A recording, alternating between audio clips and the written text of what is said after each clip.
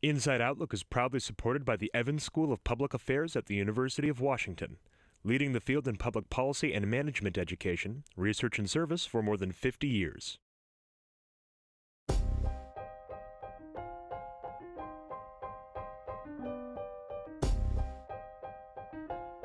We are here at the Museum of Flight, which celebrates the aeronautic industry here in the Pacific Northwest. Every year, over 132,000 workers spanning 1,300 companies come together to produce 1,200 aircraft right here in the state of Washington. In fact, 90% of planes delivered in the U.S. are built in the Pacific Northwest. Boeing alone has 81,000 workers in Washington. The state is home to a flourishing aeronautical culture. Whereas apps are developed in Silicon Valley and stocks are traded in Manhattan, airplanes are built here. But the industry is changing. It's globalizing in ways never seen before. More and more Boeing jobs are leaving the area, while its supply chain is being spread further across the world. What are the implications of these changes? Today on Inside Outlook, we examine the culture and the economy of the aeronautic industry here in the Puget Sound and the impact of its patron saint, Boeing. I'm your host, Gavin Sullivan. Stay tuned.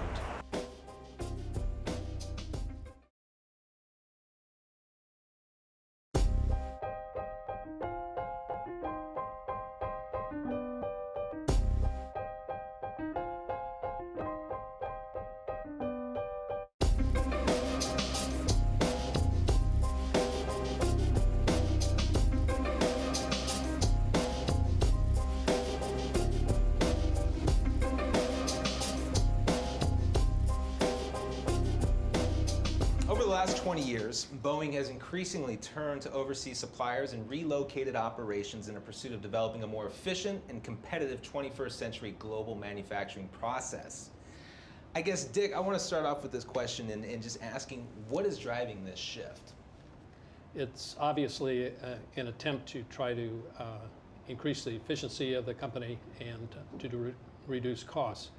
It remains to be seen if that's actually going to be accomplished. I have looked at the situation in South Carolina and the location of the plant there, and I have some questions about the feasibility of that. The move to South Carolina ostensibly was because South Carolina offers much cheaper labor, 40% lower wage costs than you find in the Puget Sound area. But given the fact that the labor content of a 787 from those assembly works is relatively small, it's not clear that there are overall big savings. For example, if that labor content is, say, 5% of the total cost of the airplane and you're getting a 40% cut in wages, you're really only overall saving about 2% on the cost of the airplane. And that's if the workers in South Carolina are as efficient as the workers in the Puget Sound region. What other factors may be at play? Alex? Well, I think the biggest factor in Boeing's need to reduce cost is the competition it's facing from Airbus and from other suppliers around the world who want to get in the commercial airplane business.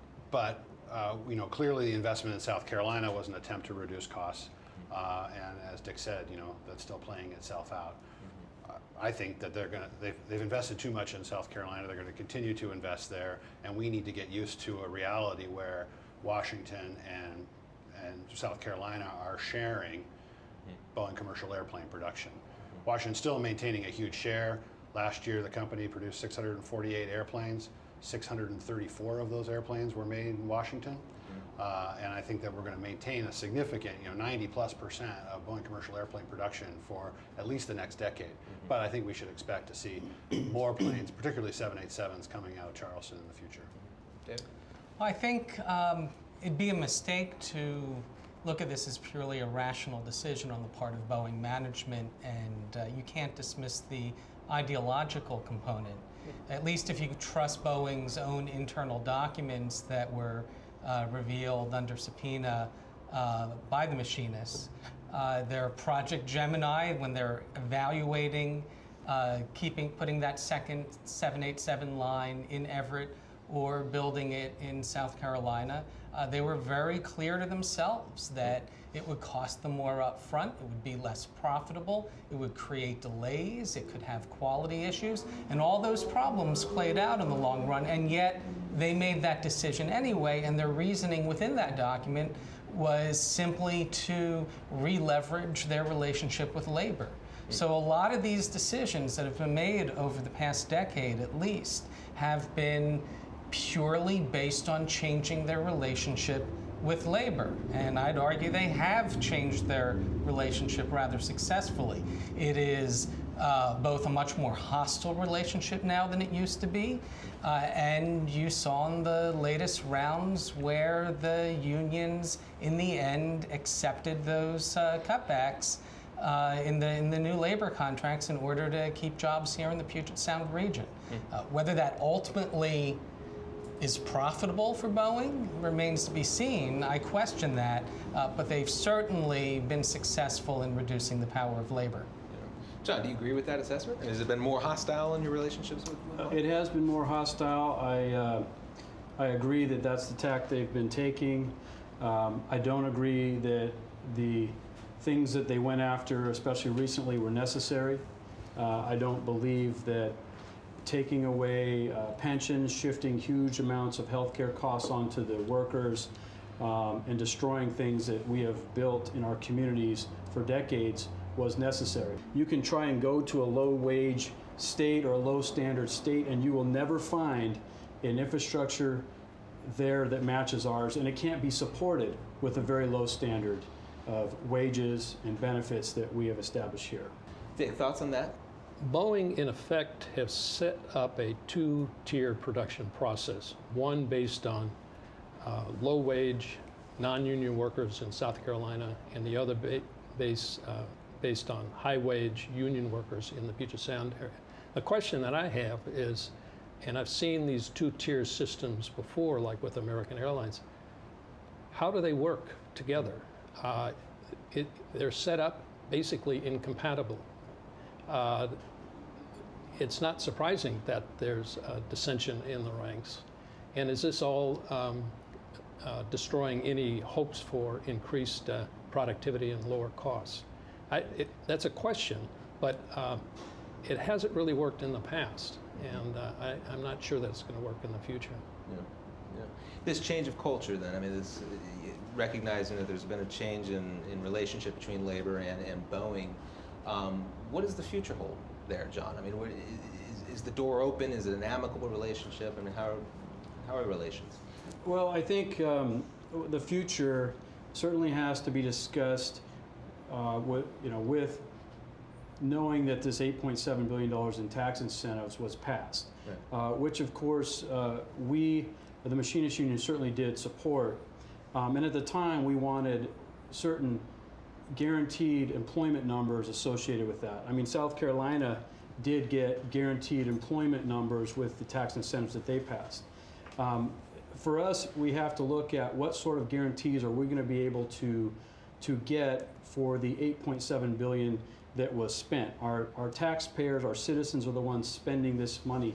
They deserve better than the status quo. Mm-hmm. They deserve to have guaranteed employment numbers, and also the jobs that are created should have a minimum wage and benefits standard. David, the state go too far in $8.7 billion in tax credits? I think the state went too quickly. And I think this gets to the heart of the political problem here, is that the way our legislators rolled over immediately and gave Boeing what they want, and then on top of that, pressured the unions to cave as well, did not back the unions at all, made it a very lopsided negotiation. There wasn't really a negotiation there. If Boeing was bluffing, and considering the disaster they had with the 787 program, they very well may have been, we'll never know, because we gave Boeing everything they wanted. And I think this is something that has been going on for years. There's been a lack of political leadership. Obviously, Republicans in this state are hostile to the interests of labor, but the Democrats have not done enough to stand up for their labor constituents. And as a result, they've given this advantage to Boeing. I would like to say something about the cultural shift, is that there was a clear cultural shift at the top with Boeing management, and I think that dates back to its de facto acquisition by McDonnell Douglas. I think there was a decision at some point that Boeing management, the executives, did not want to be bad corporate citizens. So their decision was not to be corporate citizens of Washington State. They picked up, they moved to Chicago, and now the Puget Sound region, the workforce here, that is just another cost factor. Just something on the balance sheet they can look at, factors into the cost of production. They're not people, it's not their community, and they don't treat us like this is their community anymore. Alex, same question. Did the state go too far in accommodating Boeing? Well, first, I think we need to talk a little bit about the mythical $8.7 billion, because this is not money that has been spent, quote unquote. $8.7 billion was the theoretical calculation of the value of a suite of tax incentives that take place between 2025, when the current set of incentives that were passed in 2003 expire, and 2040, based on the Department of Revenue's assumption about how much business Boeing would be doing, and therefore how much tax liability they would owe. Our estimation is if it's going to cost us $8.7 billion, it's going to yield $21.3 billion in economic activity throughout the state of Washington. So that was a calculus that the governor and the legislature took into consideration and said a 3-to-1 return, that's a pretty good bet, especially when the company and the machinists and other labor organizations came arm in arm to the governor asking for this incentive package, in late October or November of 2013. So no, I don't think we went too far. The 777 program today, the current program, supports 56,000 jobs in the state of Washington. If we were to lose the 777X, those jobs would disappear between 2020 and 2024, 25. And there were clear scenarios where if we lost that major airplane program, it wasn't too hard to see a picture where there wasn't much airplane production at all going on here in the state of Washington in 10, 15 years from now.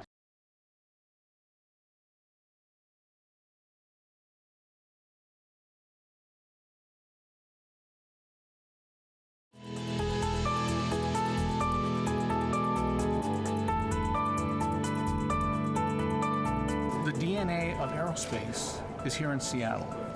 If you want to play in the world markets of finance, you want to be in New York. If you want to play in technology and the bleeding edge of technology and development, you want to be in Palo Alto, Stanford, the Silicon Valleys. If you want to be in airplanes, Seattle is where that happens. That's where that brain trust exists. Growing up here, I was a Boeing kid. My dad worked for Boeing. Every 8 to 10 years, we had an upturn, we had a downturn. And while this is all about Boeing and Boeing's impact certainly on the Puget Sound region, we wouldn't be who we are or where we are without Boeing. Really, a lot of the story goes to the supply chain. That's all of those smaller companies. It used to be, mom and pop shops of 10 or 15 employees that produced parts for Boeing directly were part of the success story. Equity firms come in and they'll buy 2, 3, 4 companies, bolt them together and create a larger entity. Boeing announced last year that 40% of its commercial employees qualify for retirement in the next 5 years. That's a huge potential hit. The problem has been in recruiting the young minds to come to work in manufacturing. I would tell you that there's been a bias in academics over the last 2 generations. The message clearly was, if you didn't go to college and get a degree, you could never become anything. It's not true. In the last set of labor issues, it came out that there are 3rd and 4th generations families all working in the same factory together. We can't get arrogant about it. They can build airplanes in North Carolina. That dilutes opportunity here. We need to pay attention. And pay attention and prepare the next generation. And be able to deliver value. Right.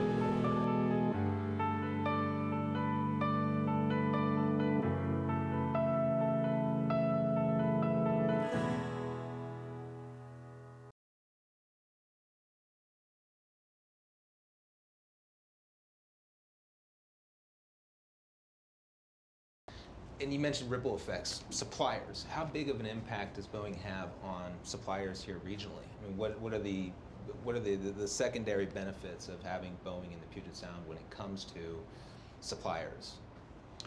Well, there's 1,350 companies throughout the state of Washington that are either directly manufacturing in aerospace or are related to aerospace.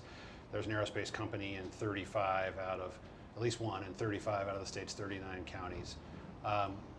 And the vast majority of them are in the Boeing supply chain, or they were attracted to the state because they either grew up here in the Boeing supply chain or they've been attracted to the state. You know, I don't know the answer to the question about what do we do about it, because we're in this situation where About what specifically? Well, about, you know, our frustrations with the company, you know, taking work out of here, not giving us all the work. I just don't think we can expect that going forward. And unfortunately, the way of the world now is the company has leverage on us. And if we want to maintain the economic activity that this company brings here, I think, you know, we have to play this game. Do we play the game? Well, I think that's part of the problem, is that attitude that unfortunately the company has leverage on us, and they do, and we just, you know, oh well, that's the way of globalization. And I think that this speaks to a broader economic and moral conversation that we're not having regarding the form of modern capitalism as it's being practiced by companies like Boeing. Whether it is A, sustainable, and there's a question whether it is, and B, whether even if it is sustainable, is it in our interest to continue down this path? I mean, the fact is, as I said earlier, they're not being good corporate citizens in the Puget Sound region, and I don't think that we should just accept it.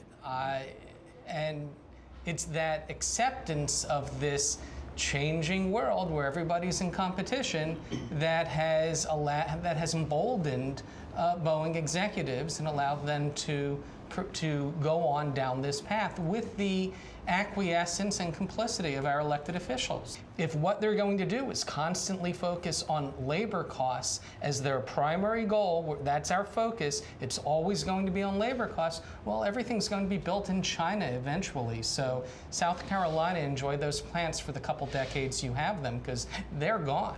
Do you agree with that assessment?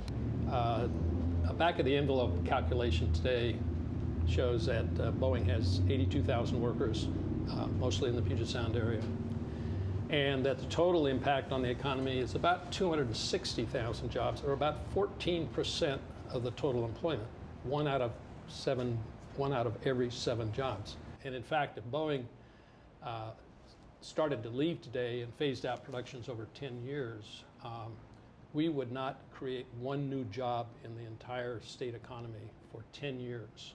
So that's, you know, they have leverage. But was that a real threat? I mean, was it a real threat when this deal was being negotiated, that they would just up and leave? You probably could answer this better than I, but I'll tell you what my Felt real. What was that? It felt real. Yeah, that's right. If the 777X was going to be built elsewhere, then that was the beginning of the end. I mean, I think when you get into the threats that occurred around the tax incentives, around our bargaining, I think at some point you have to ask yourself, what line won't we cross? If we're always worried about being too high paid, which I don't believe so. I believe our wages are reasonable, our benefits are reasonable, and pensions are reasonable. At what point, though, and at what line don't you cross where all of a sudden everyone else will be under attack too? At what point do we cross a line where nothing is sacred anymore? And how low can we go? We can never match ourselves with a Chinese wage structure, right? Never. So at what point do we say the price is just too high to take this work, these hard-fought, hard-won benefits away from us? And I think we've seen where Boeing went too far. Look, if Boeing went to Olympia the next time around and said, right to work state or else we're moving everything out, that's it, we'll be out of here in a decade, no negotiation, what does Olympia do? I mean, that's clearly where we're headed. piece by piece, but if they just one fell swoop goes right to work, or we're moving everything out, do we cave? If you have the same strategy, that's what will happen next time. There weren't anyone around us when we needed their help, when they were coming to attack our wages and benefits and health care. There wasn't anyone there that we helped support that would come and say, look, we support you because these wages and benefits are reasonable. You're talking legislators. I'm talking legislators. I'm talking, yeah, absolutely. Yeah. And so, You won't say it, but other labor unions. There were some that did not. This was tension within labor over this, that they were afraid of how it would affect their members if you said no. Well, and there was just as many that said if they take down the machinists, then they take down anybody. And so, and that's the direction that this is going. And if a legislator is willing to give up this, they're willing to give up anything. And that's my concern for the future of Washington State. Right. Alex, do you share that outlook? I mean, this company has a backlog of 5,200 airplanes. The vast majority of them are scheduled to be built here in Washington. Now, production rates are increasing, and what is that, 6 or 7 years of full-blown production? David, looking into the crystal ball, what do you see 10, 15 years out? Outside of Washington State becoming a right-to-work state. I think that as our economy continues to diversify, that's an advantage in the long run. It takes away some of that leverage because we won't be as dependent on Boeing as we were in the past and are now. But I also think that there needs to be some political leadership that looks out to the future at the long-term problems. A lot of the infrastructure that gives us an advantage is infrastructure, the public infrastructure that requires tax dollars to build and maintain, and we do not have a sustainable tax structure in Washington State right now. Well, I'll just say, I think that the promise of the 777X and the investment that the state is making to support commercial airplane production in Washington is starting to pay off. We're seeing the investment in the physical infrastructure around the Boeing plant itself, and we're seeing companies around the world want to become a part of what we have here. And I think that the future for aerospace in Washington is bright, and I'm looking forward to that. Great. I want to thank you guys for joining us here on Inside Outlook. Thank you. Thank you. Where's enjoying the sauna? Where's the music? Yeah, I know exactly. That makes the transition a lot easier. Thank you guys. I really appreciate it.